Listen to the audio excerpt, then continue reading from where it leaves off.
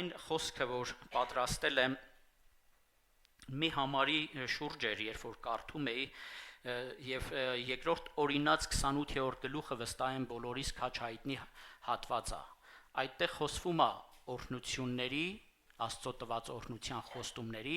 եւ նաեւ դրանից հետո խոսում է անեծքների, սպառնալիքների մասին։ Եվ երբ որ կարդում ենք առաջի բանը 28-րդ գլխի առաջի խոսքից մինչև 8-րդ խոսքը կկարդամ, ամբողջ հատվածը չեմ կարդա, ես այսօր չեմ ուզում անդրադառնամ անեծքների, սպառնալիքներին, այն ինչ որ մենք չանելով կարող ենք հանդիպել դրանց, բայց ավելի շատ ուզում եմ այսօր կենտրոնանամ օրհնության բաժնի վրա, որովհետև Աստծո գերագույն նպատակը իր զավակների համար դա օրհնությունն է, ոչ թե անեծքը։ Անեծքը դրան չհետևելու, այդ օրհնությանը չգնալու պատճառն է, այդ օրհնությանը չգնալու հետևանքն է։ Բայց երբ որ մենք դեպի օրհնությունն ենք ձգտում եւ դեպի օրհնությունն ենք գնում, Աստծո գերագույն նպատակն է հենց այդ օրհնությունը իմ եւ քո կյանքի մեջ բերելու։ Եվ երբ որ կարդում ենք, ասում է, եւ եթե քո Աստծո ձայնին ուշադրությամբ լսես, որ զգուշությամբ կատարես նրա բոլոր պատվիրանքները, որոնք ես այսօր քեզ պատվիրում եմ, քո Եհովա Աստվածն էլ քեզ երկրից բոլոր ազգերիցը գերազանց կանի, եւ այս բոլոր օրհնությունները քեզ վրա կգան, քեզ կհասնեն, եթե քո Աստծո ձայնին լսես։ Եվ երրորդ խոսքում Աստծո խոսքը խոսում է հենց այն օրհնությունների մասին, որ Աստված պատրաստվում է իրան դիմողների, իրան հավատարիմ լինողների, իրան հավատացողների համար բերել նրանց կյանքի մեջ։ Եվ ասում է, դու քաղաքի մեջ օրհնյալ կլինես եւ դաշտի մեջ օրհնյալ կլինես։ Օրհնյալ կլինի քո որովայնի պտուղը եւ քո երկրի պտուղը եւ քո անասունների պտուղը, կովերի ծնունդը եւ ոչխարների հոտերը։ Օրհնյալ կլինի քո կողովը եւ քո տաշտը։ Դու օրհնյալ կլինես մտնելիս եւ օրհնյալ կլինես դուրս գալիս։ Եհովան քո առաջին ջարդել կտա քեզ վրա վեր կենող թշնամիներիդ, նրանք քեզ մեկ ճանապարհով դուրս կգան, նրանք քեզ դեմ մեկ ճանապարհով դուրս կգան, բայց քո առաջից 7 ճանապարհով կփախչեն։ Եհովան օրհնությունը կուղարկի քեզ քո շտեմարաններում եւ քո ամեն ձեռնարկելու բաներում եւ քեզ կօրհնի, որ Եհովա Աստծո քեզ տված երկրումը, քո Եհովա Աստծո տված քո երկրումը, ինչպես որ քեզ երդում էր արել։ Հրաշալի խոսքեր են, ամեն։ Աստծո խոսքն ասում է, դու օրհնյալ կլինես քո բոլոր կյանքի տորերում, քո բոլոր իրավիճակների մեջ, քո բոլոր ոլորտների մեջ, բայց նախորոք մի քանի բանալիներ ա տալի, մի քանի կետեր ա տալի, որոնք կարևոր են իմ եւ քո օրհնության համար, որոնք այդ օրհնությունները իմ եւ քո կյանքի մեջ կբացեն։ Եվ դրանցից մեկը առաջի բանը, որ ասում է, եթե ուշադրությամբ լսես քո Աստծո պատվերները։ Այսինքն, եթե դու ուշադրությամբ, համակ ուշադրությամբ եւ հավատարմությամբ կատարես այն ամենը, ինչ որ քո Աստված պատվիրել է, ինչ որ նրա կամքն է այսօր քո համար, ինչ որ նա կամենում է այսօր քեզանից, ինչ որ նա ակնկալում է քեզանից, դու դա ուշադրությամբ եւ հավատարմությամբ կատարես։ Եվ առաջի բանը նախ պատգամիս վերնագիրն ասեմ մեծ օրհնության բանալիները։ Մենք բոլորս ձգտում ենք այդ օրհնություններին, ամեն։ Երբ որ կարդում ենք այս օրհնությունները եւ բացի սրան Աստվածաշնչում բազմաթիվ օրհնություններ կա, որ Աստված խոստացել է ամեն իրան հավատացողի համար, երբ որ մենք կարդում ենք ակամայից, մենք ձգտում ենք, փափագում ենք դա ունենալ, ասում ենք այո եւ ամեն Տեր, ես ուզում եմ դա, բայց Աստծո խոսքը նաեւ բանալիներ ա տալիս, որոնք կբացեն այդ օրհնությունը քո համար։ Այդ օրհնությունները պատրաստված են, կան, նրանք նոր չպիտի պատրաստվեն, նրանք երկնքում Աստծո ներկայության մեջ նրա էությունից բխող են եւ այդ ամեն օրհնությունները նրանից կարող է գալ քեզ, եթե դու այդ բանալին քո ձեռքում ունենաս եւ բացես այդ օրհնության դուռը քո կյանքում։ Եվ առաջի բանը, որ մենք տեսնում ենք այս խոսքի համաձայն, հոր կամքին, Աստծո պատվերներին հնազանդվելն է։ Առաջի եւ ամենակարևորագույն բանալին, որ մենք մեր կյանքում պետք է ունենանք, դա Աստծո կամքին հնազանդությունն է, որը բացում է մեր կյանքում օրհնության դռները։ Եվ հենց սա էլ ասում է, եթե քո Եհովա Աստծո ձայնին ուշադիր լսես եւ դա կատարես։ Հեսուի գրքի մեջ, երբ որ կարդում ենք, երբ որ Աստված խոսեց Հեսուի հետ, ասեց, երբ որ այս խոսքը, իմ պատգամը, իմ պատվերը քո բերանում կլինի, երբ որ դու դրա վրա կսկսես մտածել եւ մտածելուց զատ նաեւ կսկսես դա գործի դնել, այդ ժամանակ դու օրհնված կլինես եւ քո ճանապարհների մեջ հաջողված։ Եվ տեսնում ենք, սա այն բանալին է, որ Աստված ամեն մեկիցս փափագում է, պահանջում է, նա պատվիրում է հնազանդվել իրան։ Եվ Աստծո կամքին հնազանդվելը Աստվածաշնչի առանցքային թեմաներից է, որն էլ մենք տեսնում ենք, Հիսուսն իր կյանքի օրինակով փոխանցեց ամեն մեկիս։ Ամեն։ Նախքան Հիսուսի օրինակները բերելը ուզում եմ մի համար կարդամ։ Հովհաննեսի ավետարանում 9-րդ գլխում, երբ որ Հիսուսը բժշկեց մի իծնե կույրի,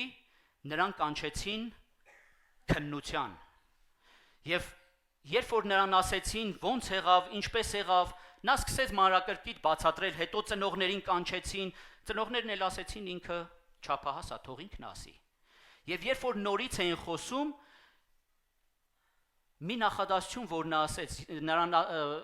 պատմության մեջ այսպիսի մի հատված կա, ասում է, նրան ասեցին, որ մենք այդ մարդուն չենք ճանաչում, այսինքն Հիսուսին, մենք ճանաչում ենք Մովսեսին եւ պահում ենք նրա պատվերները, բայց դրան չգիտենք որտեղից է եւ ինչ է անում։ Եվ այս մարդու պատասխանը 9-րդ գլխի 31 խոսքում այդ կույրը, որ բժշկվել էր, ասում է, գիտենք։ Նա չասավ, որ ես գիտեմ, ասում է դուք էլ գիտենք, բոլորս էլ գիտենք, այդ Մովսեսի խոսքը, որ դուք ասում եք, մենք Մովսեսին ենք հավատում, Մովսեսի խոսքն էլ ասում է, գիտենք, որ Աստված մեղավորներին չի լսում։ Բայց եթե մեկը Աստվածապաշտ է ու նրա կամքը կատարում է, Աստված նրան լսում է։ Ամեն։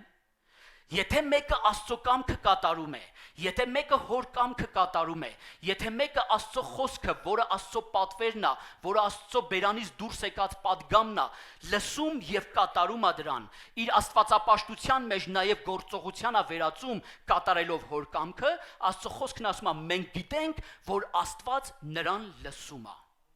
Ես չգիտեմ դուք ինչ կարծիք ունեք, բայց իմ վստահությունը սա է, որ այդ մարդը, ով ինձ բժշկեց, նա կատարում է Աստծո կամքը։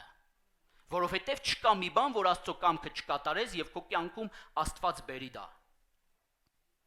Եվ երբ որ նայում ենք, Հիսուսն էլ իր ամբողջ ծառայության մեջ, իր ամբողջ պատմության մեջ, իր պատգամների մեջ միշտ շեշտում էր. ես կատարում եմ այն, ինչ որ իմ հոր կամքն է։ Եվ Մատթեոս ավետարանի մեջ 26-րդ գլխի 39 խոսքը, երբ որ կարդում ենք, ամենակատարյալ են հոր կամքի հնազանդության դրսևորումներ, խոնարհության դրսևորումներ, որ երբևիցե Աստվածաշնչի մեջ կարող ենք հանդիպել, եւ Հիսուսը, երբ որ Գեթսեմանի պարտեզում էր, հոր առաջ կանգնած, նա ասեց. հայրիմ, եթե կարելի է, թող այս բաժակը ինձանից հեռանա, բայց ոչ թե այնպես, որ դա իմ ցանկությունն է, բայց ոչ թե նրա համար, որ ես եմ դա ուզում, այլ թող դա լինի այնպես, ինչպես որ դու կկամենաս։ Եթե դա քո կամքի մեջ է, եթե դա քո ծրագրի մեջ է, թող դա ինձանից հեռանա, եթե ոչ, թող լինի, թող կատարվի քո կամքը իմ այս երկրային ծառայության, այս երկրային միսիայի մեջ։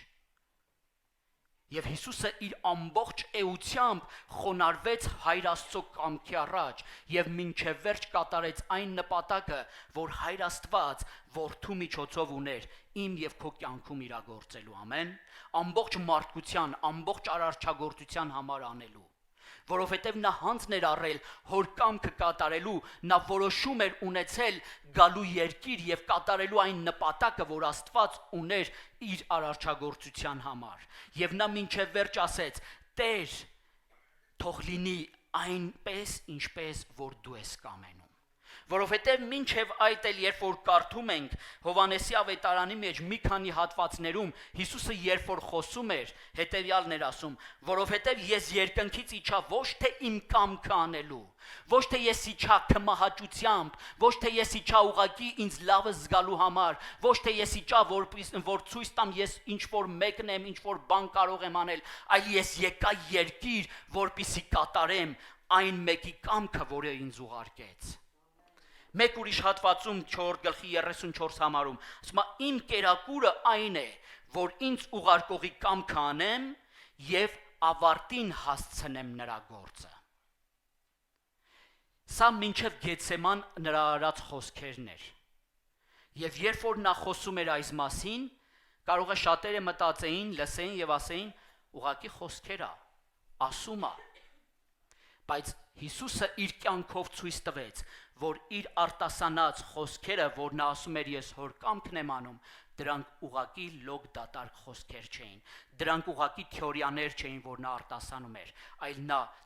դա կատարեց գործողությամբ ցույց տալով, որ նա մինչև վերջ հնազանդ էր հոր կամքին։ Ամեն։ Եվ երբ որ կարդում ենք Պողոսի խոսքերը, որը հրաշալի ձևով նկարագրում է այդ հնազանդության, հոր կամքի հանդեպ ունեցած հնազանդության մասին Հիսուսի, Գաղատացիների կներեք Փիլիպեցիների թղթի 2-րդ գլխում 5-10 համարները, երբ որ կարդանք, Պողոսը հրաշալի ձևով նկարագրում է։ Ասում է, թեև որ նա ուներ աստվածային կերպարանքը, թեև որ նա աստվածային էությունն ուներ, բայց դա իր համար հափշտակություն չհամարեց։ Եվ 8-րդ խոսքը, երբ որ կարդում ենք, ասում է, իրեն խոնարեցրեց հնազանդելով մինչև մահ եւ այն էլ խաչի մահը։ Սա հայր Աստծո կամքն էր։ Խաչի մահը Քրիստոսի համար Աստծո կամքն էր, հայր Աստծո կամքն էր, նրա հավիտենական նպատակն էր, այն որոշումն էր, որ նա իր աստվածային էության մեջ ուներ։ Նա այն որոշումն էր, որ երրորդությունն իր մեջ ուներ։ Եվ Քրիստոսը չասեց, հայր, թող այսպես չլինի, խաչի մահը ծաղրալի է, խաչի մահը այդքան էլ հաճելի չի, այդքան էլ լավը չի, մի անգամից թող մեռնեմ, ինֆարկտ զարկի մեռնեմ։ Նա ասեց այնպես, ինչպես որ դու ես կամենում։ Անկամ եթե դա ինձ համար ամոթալի է, անկամ եթե դա ինձ համար ծաղրալի է, ես պիտի ծաղրվեմ, ես պիտի դժվարություններ կրեմ, ես պիտի խաչվեմ, իմ ամբողջ մարմինը եւ իմ ամբողջ էությունը պետք է այդ մահվան ցավը զգա, ես պատրաստ եմ դա անելու, միայն թե թող քո կամքը կատարվի։ Արդյոք այսօր մենք պատրաստ ենք, սիրելիներ, այն օրհնությունները, որ Աստված իմ եւ քո համար, մեր ամեն մեկիս համար պատրաստվել է, անգամ այդ ցավալի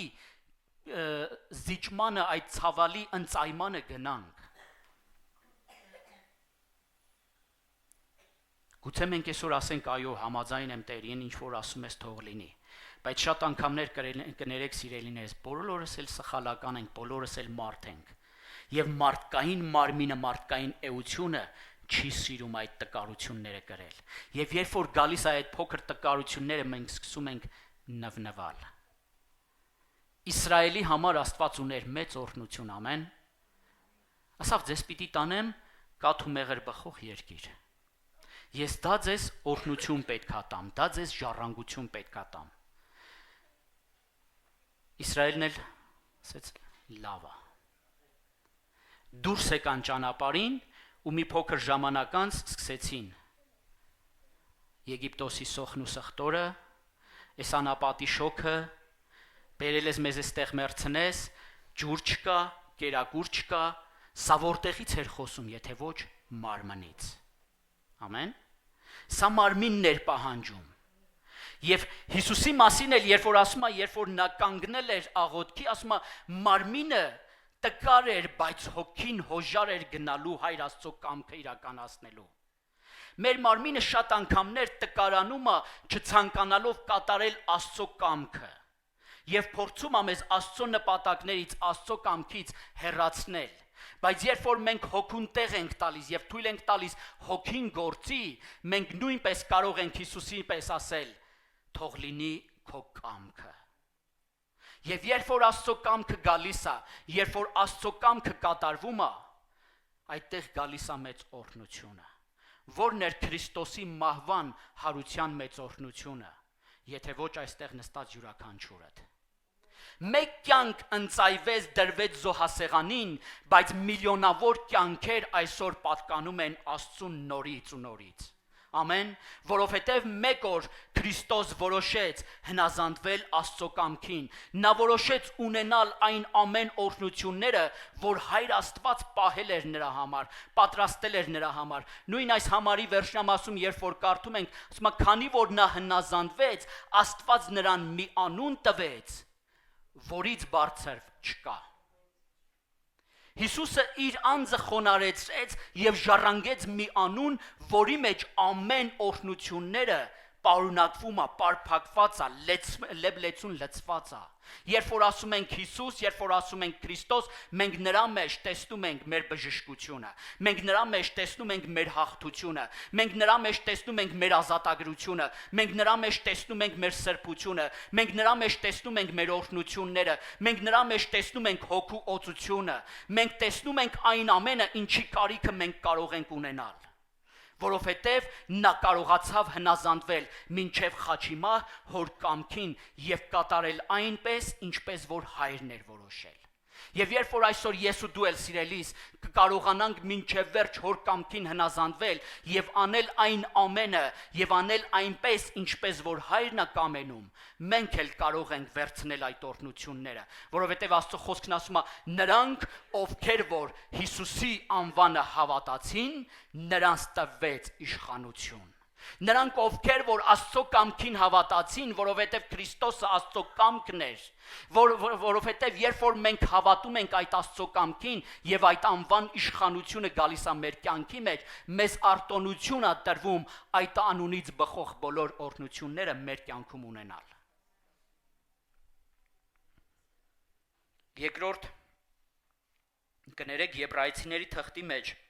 5-րդ գլուխ 8-ից 9 խոսքերի մեջ Հիսուսի ընծայման մասին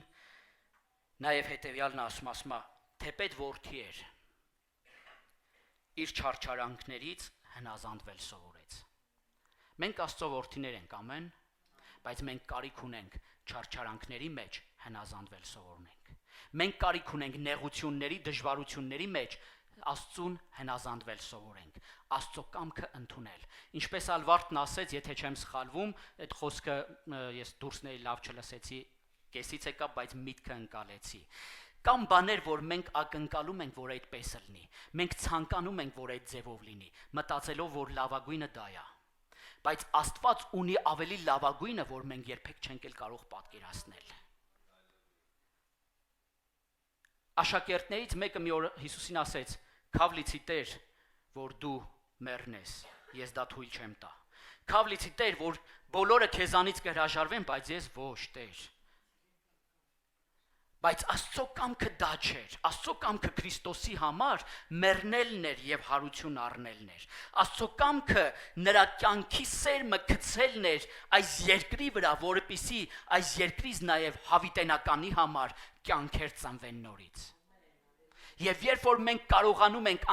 անկախ նրանից, դա մեզ հաճելի է թե ոչ, դա մեր պատկերացման մեջ է թե ոչ, երբ որ մենք կարողանում ենք դա դնել Տիրոջ առաջ, ասել Տեր, թող քո կամքը լինի, դրանից ծնվում են հարյուրավորներ, հազարավորներ, դրանից ծնվում են օրհնություններ,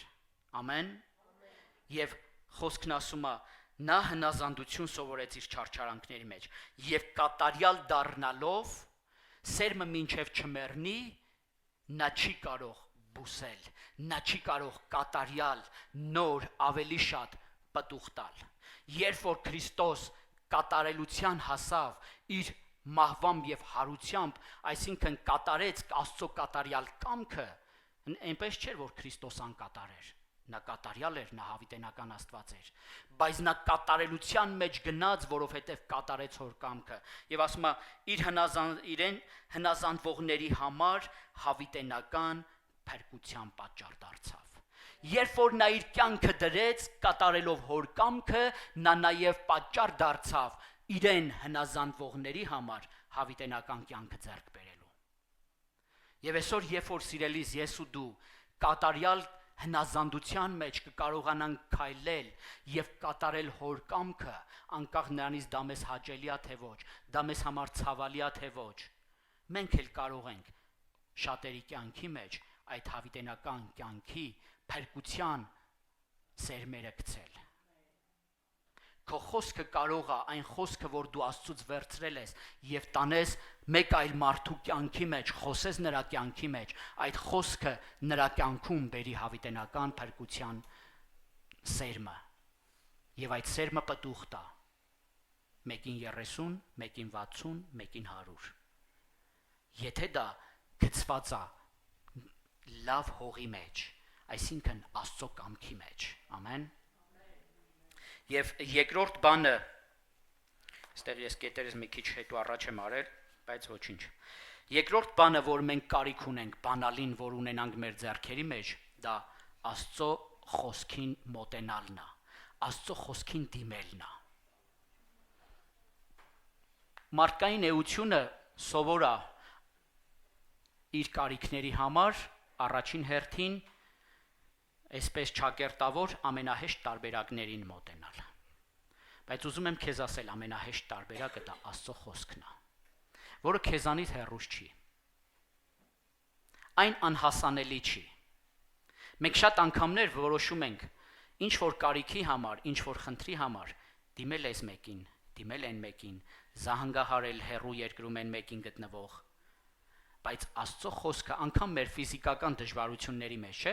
մենք առաջի բանը որ անում ենք, մտածում ենք մի անգամից գնանք հիվանդանոց։ Ես ոչ մեկին դեմ չեմ, սիրելիներ։ Ունես լավ բարեկամ, որը կարող է քեզ աջակցել, խնդիր չունես, կարող ես դիմել։ Ունես ֆիզիկական տկարություններ, խնդիրներ, կարիքներ, կարող ես գնալ հիվանդանոց։ Սա Աստծուց տված օրհնություններ է, բայց Աստծո խոսքը, որ ասում է առաջի բանը, որ մենք կարիք ունենք անել, դիմել իր խոսքին։ Այստեղ կա օրհնության լիքը բաժիններ, եւ Աստծո խոսքը, երբ որ մենք բացում ենք, մենք տեսնում ենք այդ օրհնությունները։ Երբ որ այս խոսքը մենք սկսում ենք հռչակել մեր կյանքի մեջ, այդ օրհնությունները գալիս են մեր կյանքի մեջ։ Երբ որ մենք դիմում ենք, զանգահարում ենք այս խոսքին, այն երբեք անհասանելի չի։ Նրա անտենաները երբեք անհասանելի չի ընկնում այս խոսքի։ Երեմիա մարգարության մեջ ասում է. «Կանչիր ինձ, եւ ես պիտի պատասխանեմ քեզ»։ Ուղղակի կանչիր, ասում է դիմիր ինձ։ Եվ ոնց ենք մենք կանչում Տիրոջը մեր աղոթքով եւ խոսքի միջոցով։ Երբ որ մենք դիմում ենք այս խոսքին, այս խոսքը դառնում է այն հզոր բանալին, որը կարող է իմ եւ քո կյանքի մեջ բացել Աստծո օրհնությունները։ Եվ երբ որ կարդում ենք Առակաց գրքի մեջ 16-րդ գլուխ 20 համարում Առակացի հեղինակն ասում է. «Ով որ խոսքին ուշադիր է, բարիքը կգտնի։ Եվ երանի նրան,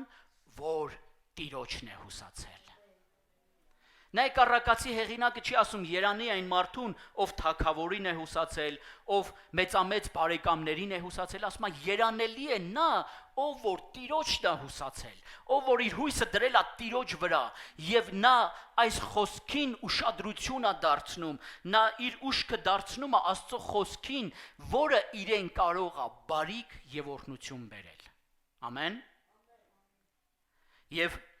4-րդ թագավորած գրքի մեջ եւ 3-րդ թագավորած գրքի մեջ երկու պատմություններ ենք տեսնում։ Իրար նման երկու պատմություններ, երկու Աստծո մարդկանց հետ պատահած եւ նրանց միջոցով կատարված իրադարձություններ։ Առաջինը, երբ որ կարդում են 4 թագավորած 4 գլուխ, առաջինից 7 համարներն է։ Եվ ասում է,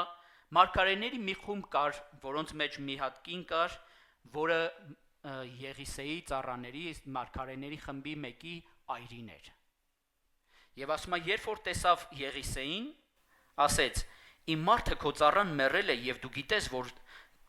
քո ծառան երկյուղում էր Տիրոջից, բայց ահա պարտատերը եկել է, որ իմ երկու որդիներին ծառաներ դարձնի իր համար»։ Եղիսեն ասեց նրան. «Ես ինչ անեմ քեզ համար, ասա ինձ,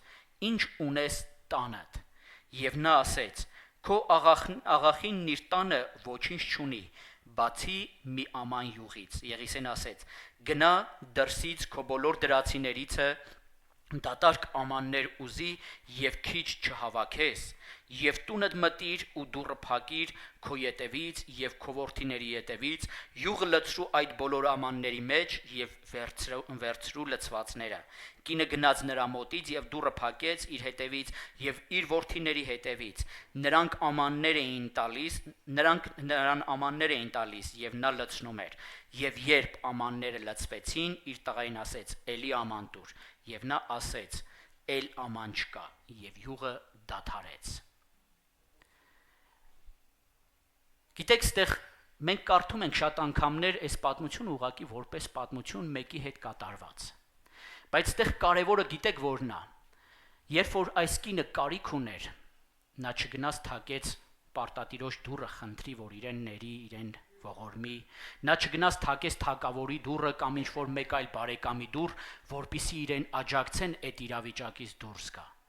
Նա երբ որ տեսավ Աստծո մարգարեին, իսկ մարգարեն Աստծո խոսքը փոխանցողն էր, երբ որ նա տեսավ իր դժվարությունը, գիտակցեց իր դժվարությունը, նա ուրիշ տեղ չգնաց, նա անմիջապես գնաց Աստծո խոսքի մոտ եւ դիմեց Աստծո խոսքին։ Նա ասեց. «Ես Աստծո առաջ, քո ծառան, իմ ամուսինը Աստծո առաջ երկյուղած մարդ էր»։ Եվ Եղիսեի խոսքը սա էր. «Ինչ ունես»։ Գիտեք, սիրելիներս, Աստված, երբ որ մենք դիմում ենք իրեն, առաջին բանը սա է, ինչ ունես դու։ Որովհետև դու չես կարող դատարկաձեռն լինես։ Աստված, երբ որ քեզ կանչել է, դու Աստծո ծառա ես, դու պետք է ինչ-որ բան ունենաս։ Եվ երբ որ Եղիսեին ասեց օգնիր, ասեց դու ինչ ունես։ Եվ կինն ասեց ոչինչ չունեմ, մի փոքր յուղ։ Գիտեք, շատ անգամներ այդ հնարավորությունը, որ մենք ունենք, մեր համար թվում է մի փոքր յուղ, մի փոքր բան, մի փոքր հնարավորություն աղոթելու, մի փոքր ժամանակ ունեմ աղոթելու, մի փոքր ժամանակ ունեմ խոսքը կարդալու, բայց Աստված քեզանից ուզում է անգամ այդ մի փոքր ընծայում։ Ես կարող եմ ընդամենը 5 րոպեով գամ, Տիրոջ տան մեջ ինչ-որ ծառայություն անեմ, ինչ-որ սպասավորություն անեմ, ինչ ունես դու անկախ ամեն ինչից, Աստված կարող է դրա վրա ավելացնել։ Եթե քեզ թվում է, որ այդ մի աման յուղը քեզ համար փոքր է, դա ոչինչ չի կարող քո իրավիճակի մեջ փոխել, Աստված այդ մի փոքր յուղը, այդ մի փոքր օծությունը, այդ մի փոքր աղոթքը կարող է վերցնել եւ ընդարձակել, նա կարող է իր տարածությունը ավելացնել, նա կարող է քո կյանքի մեջ ավելի մեծ զորություն արձակել։ Ուղղակի դու այդ փոքր յուղդ բեր Աստծո խոսքի առաջ։ Բեր Աստծո խոսքի համաձայն, դիր Աստծո առաջ։ Մեր էթերաքուրը, ես իրան շատ եմ սիրում, հարգում եւ իրանից շատ բաներ եմ սովորել, իր հետ առիթ եմ ունեցել ամիսներով ծառայելու, մեկտեղ գտնվելով։ Եվ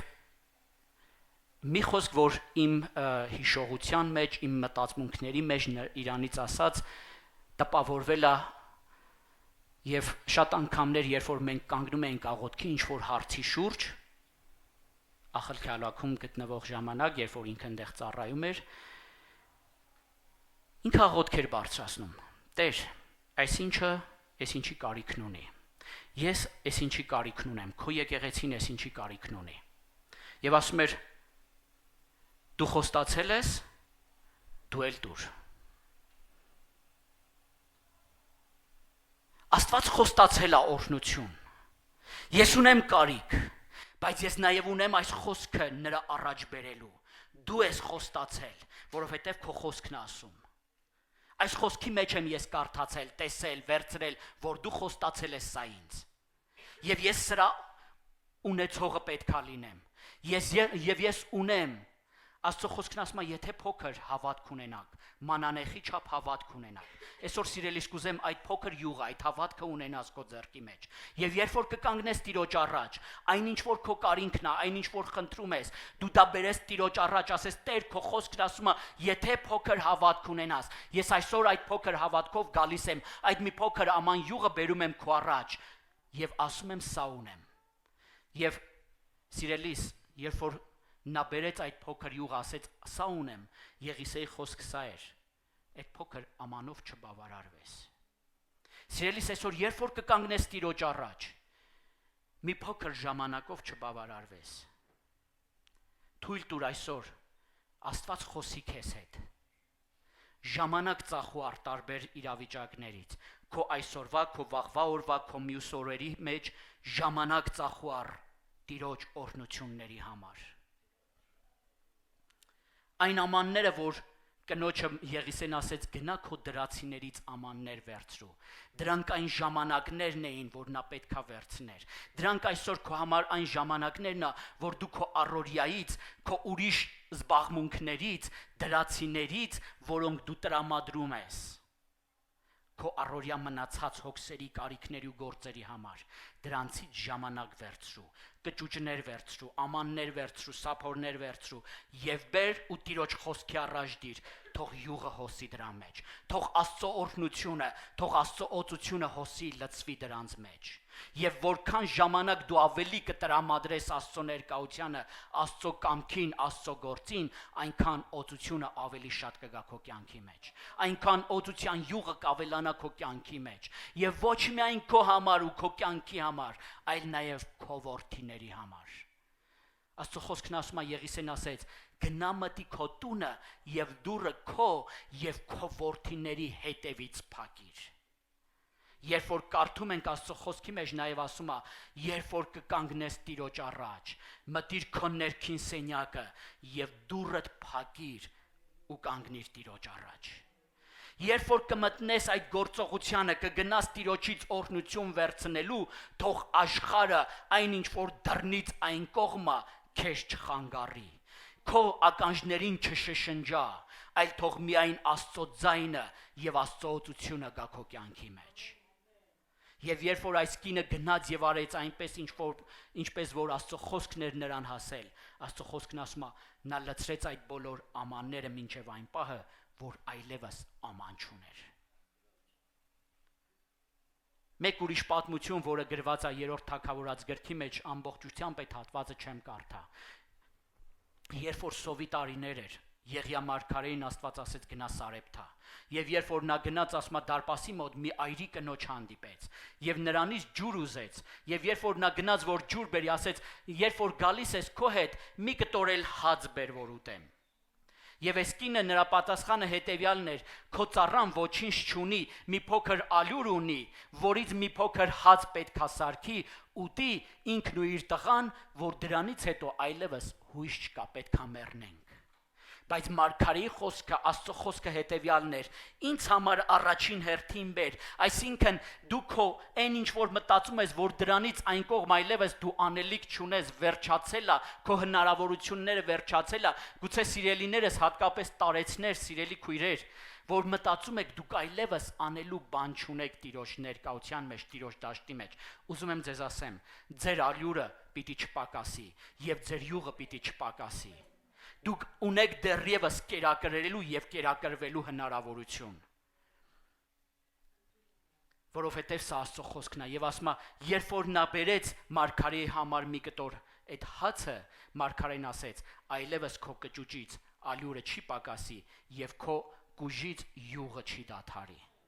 Մինչեւ այն ժամանակ, մինչեւ որ երկնքից անձրև կգա։ Մինչև այն ժամանակը, որ երկնային օրհնությունները կգան քո երկրի վրա, քո կյանքի մեջ, մինչև որ երկնային իրականությունը կգա երկրի վրա, քո օրհնությունը չի դադարելու, մինչև որ Քրիստոս կհայտնվի իր փառավոր հայտնությամբ։ Ամեն։ Եվ վերջի բանալին, որի մասին փորձեմ կարճ խոսամ եւ ավարտենք։ Քո ունեցած փոքրը այն ինչ որ դու ունես, հանձնիր Հիսուսի ձեռքերին։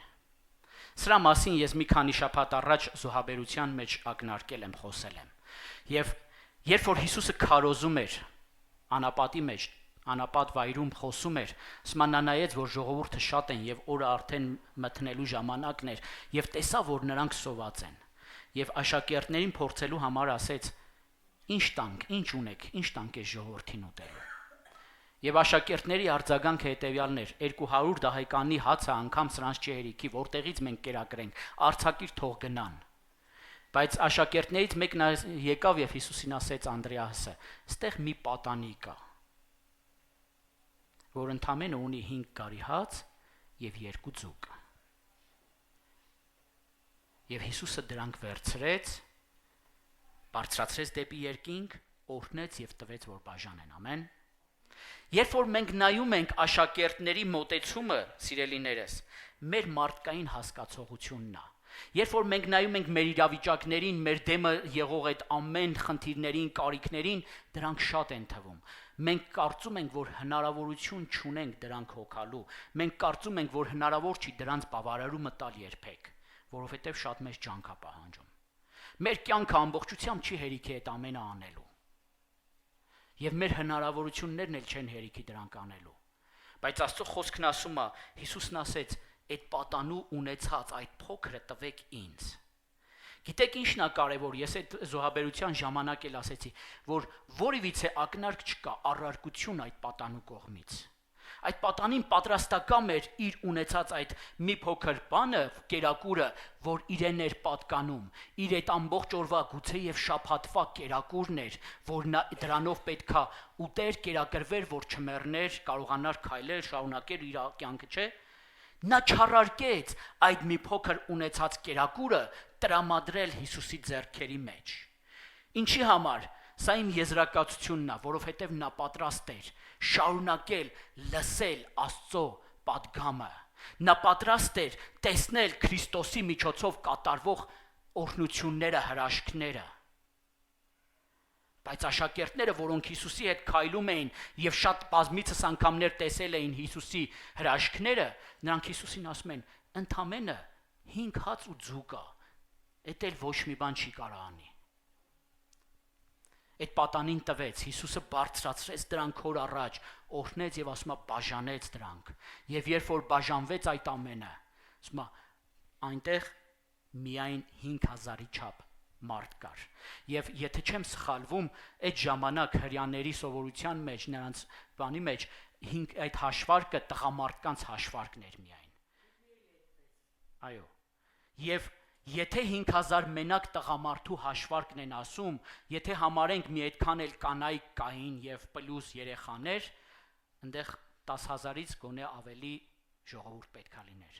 Երբ որ աշակերտները մտածում էին ընդամենը 200 դահեկանի հացը չէր բավարարի այդքանին, Հիսուսը ընդամենը 5 հացով եւ 2 ձկով կերակրեց այդ ամբողջին, որովհետեւ մեկը պատրաստ գտնվեց իր ունեցած փոքրը դնել Հիսուսի ձեռքերի մեջ։ Դու կարծում ես այսօր քո օրը չի բավականացնի, որ 10 հոգու վկայես Աստծո խոսքը, բայց երբ որ այդ 1-5 րոպեն ներդնես Տիրոջ խոսքը մեկի հետ խոսելու, գուցե այդ մեկը լինի այն 5 հացը եւ ձուկը, որը կբազմանա, կշարունակվի, կգնա իր ընտանիքում, կգնա մյուսների ընտանիքում եւ կփոխանցի այն օրհնությունը, որ դու խոսել ես նրա հետ։ Դու կխոսես մեկի հետ, մեկ փոքրի հետ, բայց այդ փոքրը Աստված կբազմացնի եւ կտարածի եւ դրա պտուղը ավելի շատ կլինի, քան դու կարծում ես, սիրելիս։ Ուղղակի քեզ կարիք ունես քո ունեցած հնարավորությունը, այդ փոքր հնարավորությունը բերել Հիսուսի ձեռքերի մեջ։ Ասես Տեր, ես ունեմ ընդամենը 5 րոպե, ես ունեմ ընդամենը 5 գարեղեն հաց, որ իրանից բան էլ չի ներկայացնում, բայց ես ուզում եմ դա դնել քո ձեռքերի մեջ։ Ես ուզում եմ այդ 5 րոպեով գալ քո առաջ։ Այդ 5 րոպեն իմ կյանքի մեջ ուրիշ ոչինչ չի փոխելու։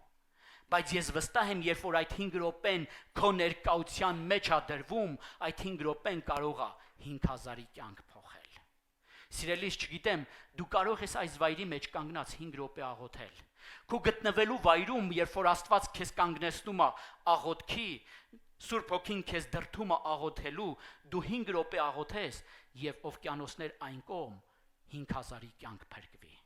5000-ի կյանքի մեջ Աստված ներգործի։ Եվ մեկ համար կարդամ ու սրանով ավարտենք Մատթեոս ավետարանի մեջ 13-րդ գլուխ 36-37 խոսքերը, երբ որ կարդում ենք, արքայությանը վերաբերվող առակներից է, որ Հիսուսը պատմում է։ Եվ ասում է,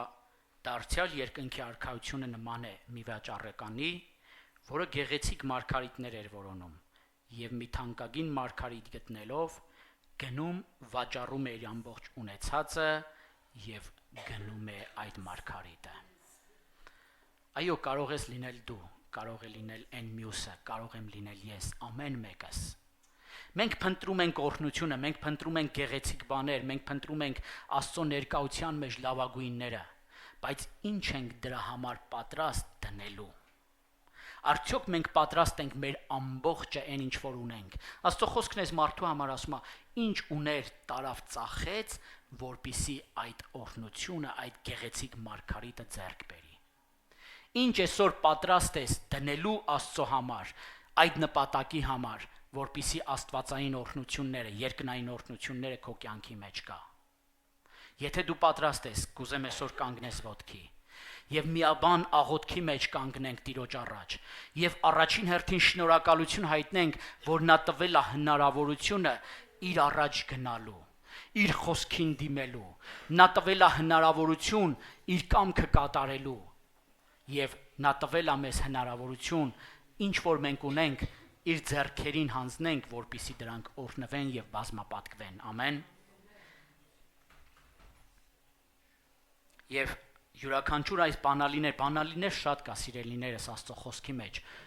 Յուրաքանչյուրդ կարող է քեզ համար առանձին մեկ բանալի վերցնել, որը քեզ քո կյանքում Աստծո օրհնությունները կարձակեն։ Սրանք ուղղակի այս երեքն էին, որ իմ սրտի մեջ դրվել էր խոսել ձեզ հետ։ Բայց կուզեմ մի կարևոր բան ասել։ Այս բանալիները անօգուտ են, եթե դրանք չեն կիրառվում սիրով եւ չեն կիրառվում հավատքով։ Երբ որ մենք սիրում ենք Աստծուն, երբ որ մենք հավատում ենք Աստծուն, մենք սիրով եւ հավատքով ենք մոտենում Աստծուն, մենք կկատարենք նրա կամքը ամբողջությամբ։ Երբ որ մենք սիրում ենք Աստծո խոսքը եւ հավատում ենք այդ խոսքի զորությունը, մենք հավատքով կմոտենանք այդ խոսքին եւ սիրով կկատարենք այդ խոսքը։ Երբ որ մենք սիրում ենք Աստծուն եւ հավատում ենք նրան, մենք հավատարմությամբ, առանց վարանելու, առանց վախենալու, որ կկորցնենք այն ինչ որ ունենք, մենք կարող ենք ուղղակի տալ նրան։ Մենք կարող ենք ասել, դու չգիտեմ ինչպես, բայց ես եւ իմ տունը պիտի Տիրոջը պաշտենք։ Չգիտեմ իմ կողքինն ինչպես, բայց ես հավատում եմ Աստծուն եւ նրա զորությանը, նրա ամենակարողությանը։ Չգիտեմ դու ինչպես, բայց ես իմ կյանքում տեսել եմ եւ տեսնում եմ ու պիտի տեսնեմ Տիրոջ օրհնությունները գալուս իմ կյանքի մեջ, իմ սերունդների մեջ, իմ ընտանիքի մեջ։ Եվ մեկ միտք, որ գեներալների կյանքից խոսում է, ասում է, Աստծո գեներալները Աստծո խոսքին մոտենալը ոչ թե պարտականություն էին համարում, այլ արտոնություն եւ զորավոր զենք։ Կուզեմ այս աղոթքիդ մեջ արտոնություն համարելով Աստծո առաջ կանգնելը, նրա խոսքին դիմելը, նրա ներկայության մեջ քո խնդրվածքները, քո կարիքները, քո փոքր օրհնությունները, այն ինչ որ դու կարող ես անել, դրանք ուղղակի հավատարմությամբ, դրանք արտոնություն համարելով կանգնես Տիրոջ առաջ եւ այն խոսքը, որ գալիս այսօր քո կյանքի մեջ, քո սրտին հպվում է, դա վերցնես որպես զորավոր զենք առաջ շարժվել։